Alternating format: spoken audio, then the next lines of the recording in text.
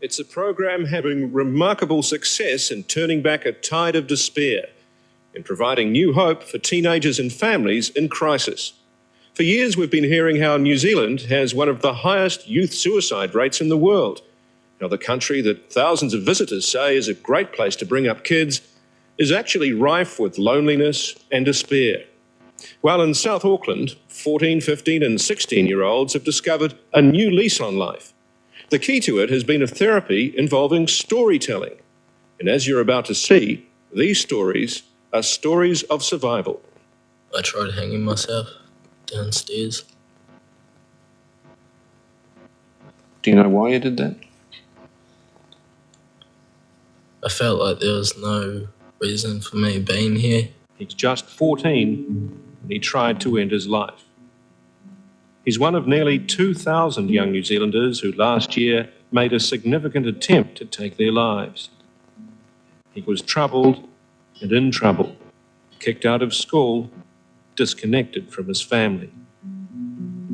It was getting to the stage where we'd basically lost him and that we couldn't relate to him. He was his own man, he was doing his own thing, and it didn't matter what we said, did, advised, it just didn't matter. He was just gone. Gone and lost. It could have been forever, but for a premonition. In the early hours of February the 11th last year, he went to seek out his son. I was downstairs writing a suicide note, and I heard Dad wake up, and then he came down and told me to go to bed. Didn't realise what I was doing at the time. Said I was just writing a letter to a friend. So even though you'd been about to kill yourself, you still didn't tell Dad? At the time, all I could think about was myself. Just everything that had gone wrong to me, stuff like that. It was reassuring to find his son at home. What he didn't see was above his head, a noose. And it wasn't until the next day that he realised, half an hour later, it may have been too late. I found the rope still up on the roof, ready, with the chair underneath it. I found his note, and Mark wasn't here, and basically, what do? I just didn't know what to do.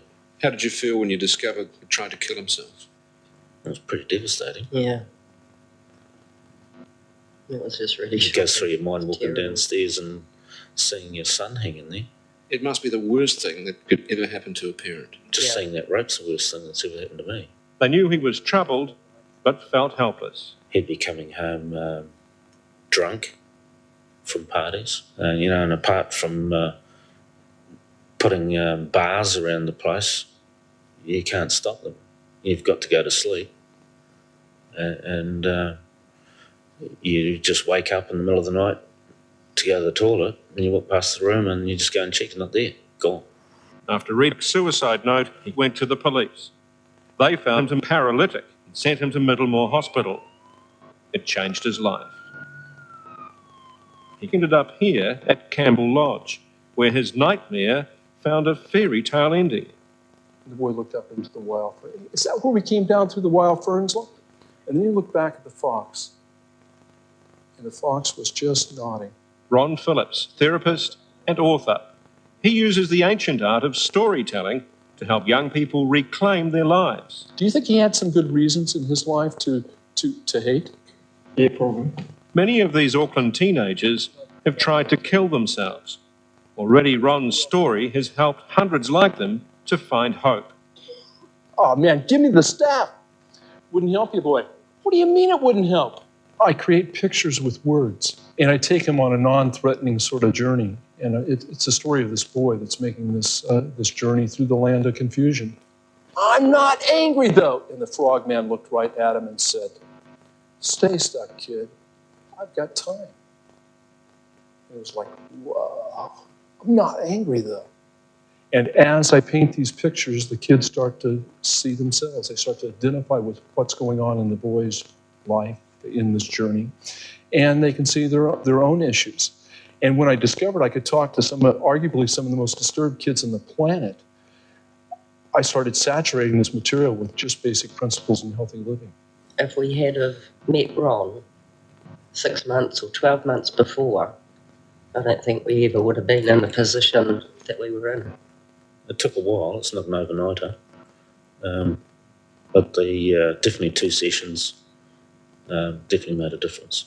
In one session, Ron knew as much as the other psychologist did in so many times that I'd been there.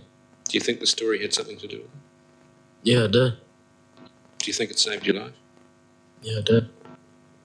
Over and over, we've seen kids that come in total denial, and that denial kind of flips into a personal honesty on their part. Kids are angry, and the anger becomes communication and cooperation. The blame becomes personal responsibility, and those self-fulfilling lies that just really keep a person stuck become just a personal acceptance. Does it always work? No, not always. There's some kids that are just not ready for the journey. But it kind of sneaks up on a lot of them. He screamed out, "I'm ugly, I'm stupid, I'm a loser." It's not just kids that Ron's story sneaks up on. Sometimes he tells it to the whole family. In this case, the Jarvis family, Luke, Charmaine, and Leah. 2 years ago today, they were devastated by the death of Charmaine's former husband, Mike, Luke and Leah's father. Dad used to be our Ron for the 3 of us. Yeah. And that's when everything fell apart, because he would basically just step in and take over. And Sort us all out. yeah, Confused and overwhelmed by grief, they turned on each other. It all came to a head on Father's Day that year. Leah, aged 15, and already on medication for depression, swallowed every pill in the house. I think the fact of knowing that you had to take a pill to be happy actually got you more depressed. Knowing that you couldn't do it by yourself, and that you needed help with medication. So I tried to commit suicide. There was no other way out? No, it didn't feel like it at that time at all. I didn't know that things could keep me going. I had no hope at all that anything would. Can you describe to us what it's like being in that place, where you want to take your own life? Horrible. Lonely. Leah survived, but so too did the loneliness. Leo was really depressed and Luke had an anger problem, and so we had to fix everybody. Everyone had to get well together. because everyone was so confused that nothing really made sense. We were all angry at ourselves and took it out on each other and didn't want to look at why we were being like we were. We just continued it until Ron sort of said, "Look what you're doing," kind of thing. And here come the traveler across that rocky slab. Increasingly, Ron finds solutions to kids in crisis come not from the troubled teen, but the whole family. So if they won't all come to him, he goes to them. But initially, the Jarvis family greeted Ron's stories with skepticism. We sort of started that, sort of thinking, no, this can't work, it's just storytelling. But yeah, it didn't take long to sort of see where he was coming from and how it could help. Has it been a difficult transition for your family? I don't believe it has, because since the 3 of us don't, we all listen to the same story, picking up on the same points. It makes it a lot easier. Do you think that this program has saved Leah's life? Well, that's a really hard question.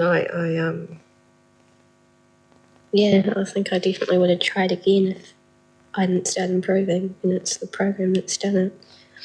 So yeah, no, that did save my life. The work that we do not only saves people's lives, but makes them much better. Michael Rim heads the Campbell Lodge team.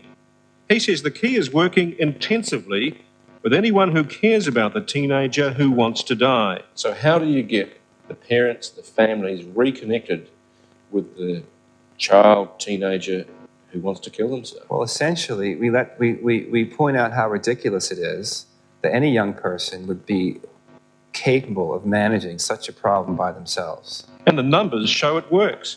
Late last month, Ron Phillips and his colleague Sarah Fortune told health professionals just how successful this combination of intensive family therapy and storytelling has been.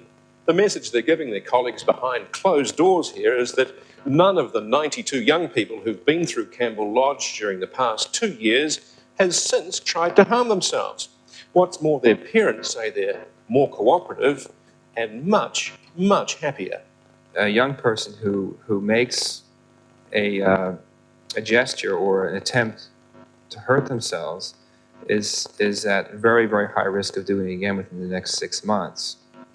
And our studies show less than 5% of our young people are actually doing that. No one else is doing this in New Zealand? Not in this particular way. Why not? Shouldn't the benchmark be, if it works, use it? Unfortunately, no, it's not that simple. No, it's not that simple because it's defining the it that works is not as easy as we would like it to be. And while the therapists search for definition, he's now studying for school certificate by correspondence. His parents have set some new limits for him, and he's enjoying being part of the family again. As a part-time job, he can see a future now. Can't believe that I was like that. I can't. I reckon trying to kill myself was one of the most stupid things I've ever done in my life. It was. And now I can't even believe I did it for such stupid reasons. And Leah, while she's not taking pills anymore, she has a job and her life is full of hope. Yeah, now I know that I was being selfish and that I'd never ever think about doing it again. And I've never been this happy before, and it's amazing because I always thought I was happy kind of thing until you actually feel it and then it's different.